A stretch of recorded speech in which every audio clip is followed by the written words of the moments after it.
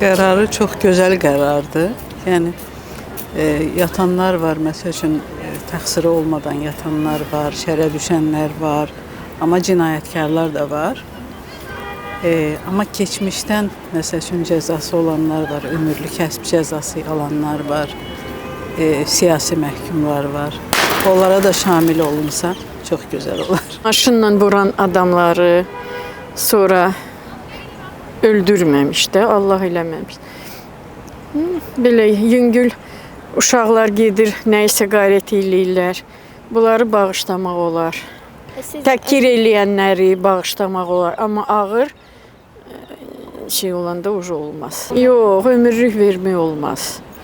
Bu 20 il yatsın, ağlı başına gəlsin. Amma ömürlük məncə lazım deyil. Deməli, əfv fərmanı çox gözəldir. Orada həqiqətən bu günü gözləyənlər çoxdur. Bəzisi hansısa bir səhv ucbatından, bəzisi bəlkə də təsadüfdür. Və inandırım ki, elələri var ki, heç lazım olmadıqları vaxt, lazım olmayan yerdə olublar. Çox gözəl, bəyənirəm. Allah hamısının qapısını açsın. Məlum məsələdir ki, oturmalıdır. O bir Rus kinosunda var da, deyir, oturmalı adam içəridə oturmalıdır. Əlbəttə ki, o amnistiya məsələsi çox müsbət məsələdir, yaxşı məsələdir.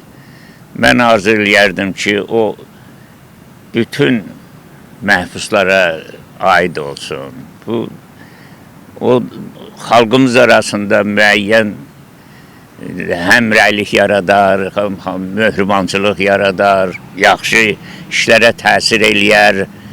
Bu, hamı üçün əhəmiyyətli iş olar. Əlbəttə ki, hər il olsa daha yaxşı olar. Hər il olsa daha yaxşı. Tutulmasa daha yaxşıdır. Əfv də olsa yenə yaxşıdır. Amma hər halda xalqımız arasında, insanlar arasında möhrimançılıq hər şeyi həll eləyər.